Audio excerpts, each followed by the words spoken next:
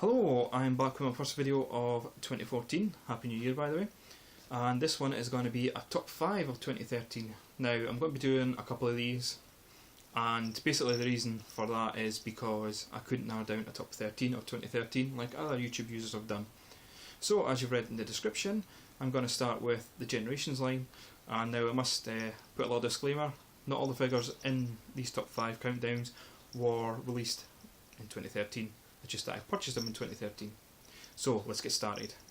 And thanks to the magic of a horrific jump cut, here we have my first figure from the top 5, and it is indeed my first figure of 2013 from the Generations line, Blitzwing. Now this figure gets a bad rap, mainly that's due to his build quality on the shoulder pads there that don't clip in, and the rubber cockpit there. But don't let that put you off, the figure does have some saving features, mainly his head swapping gimmick that's taken from the animated figure. And he also has the comically funny purple head cannon. Number 4 is Orion Pax. Now, out of the first wave of the Thrilling 30 Deluxe Generations line, he was actually one of the least figures I wanted. The main one I wanted was Trail Cutter, but this figure, out of all of them, surprised me the most and impressed me the most. He's just a fun little robot who I'm not quite prime yet, with a fun little transformation, and he's just fun in general. Number 3 on my list is Generation Springer. Now, there's nothing I can say about this figure that hasn't already been said. He should be in your collection, and if not, why not? Go buy him, and here's an argument as to why you should have him.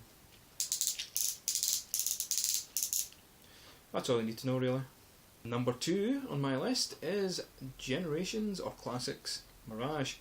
Now, he's a figure I've been after, a holy grail if you will, since I first got back into collecting Transformers, but he's always been quite expensive and usually really hard to come across on eBay and such. However, last year, through the magic of TFW 2005's UK toy discussion forum, I managed to get him on a good deal. And I'm glad I did.